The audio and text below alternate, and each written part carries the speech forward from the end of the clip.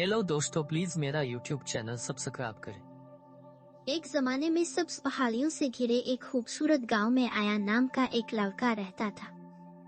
आयान एक शफीक और ज़हीन बच्चा था, लेकिन इसका एक बड़ा मसला था। वो अपने गुस्से पर काबू नहीं रख पा रहा था। जब भी मामलात इसके मुताबिक नहीं होते थे तो वो चीखता पाँव मारता और कभी कभी चीजों को तोड़ भी देता। इसके वालिदैन और असातिज़ा अक्सर इसे पुरसुकून रहने का मशवरा देते थे, लेकिन आयान ने कभी भी उनके मशवरे को संजीदगी से नहीं लिया। एक दिन आयान के वालिद ने इसे सबक सिखाने का फैसला किया। इसने आयान को लकड़ी का एक छोटा सा डब्बा दिया जिसमें केलों और हथौड़े से भरा हुआ था।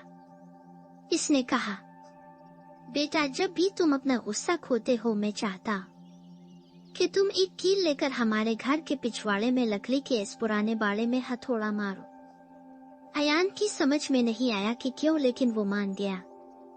अगले ही दिन आयान को खिलौना लेने पर अपनी छोटी बहन पर गुस्सा आ गया। इसने एक कील पकड़कर बाड़ में ठूंस दिया। फिर वो अपना गुस्सा खो बैठा। जब इसकी माँ ने इससे अपना कमरा साफ करने को कहा, एक और कील बाड़ में लगा। दिन ब दिन बाढ़ केलों से भरने लगी। एक हफ्ते के बाद आयान ने नाखून गिने, बहुत सारे थे। इसे हथौड़े मारते हुए थकावट महसूस हुई और इसे एहसास हुआ कि इसे कितनी बार गुस्सा आता है। वो अपने बाप के पास गया और कहा, अब्बा, मैं अब कीले नहीं मारना चाहता।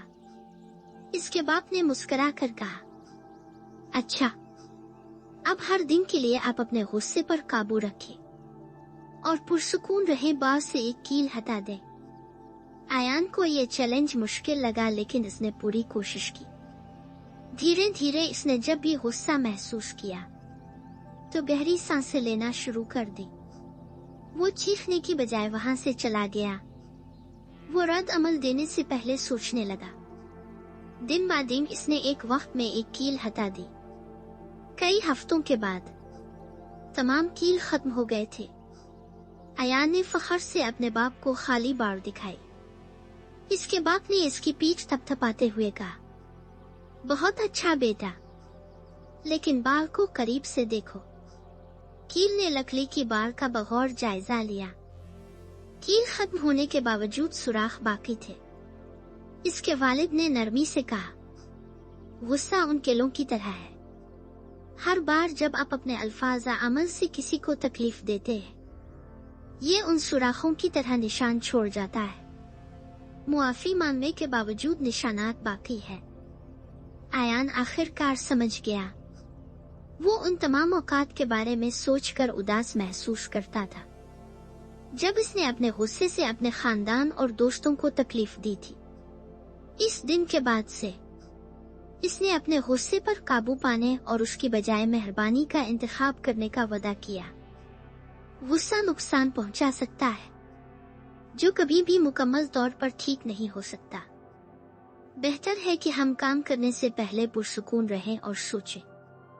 और यूं आयान एक सब्र आजमा और समझने वाला शख्स बनकर बड़ा हुआ, जिसने ये साबित किया कि गुस्से पर काबू पाना एक खुशगवार जिंदगी का बाइस बनता है। हेलो दोस्तों, प्लीज मेरा यूट्यूब चैनल सब्सक्राइब करें।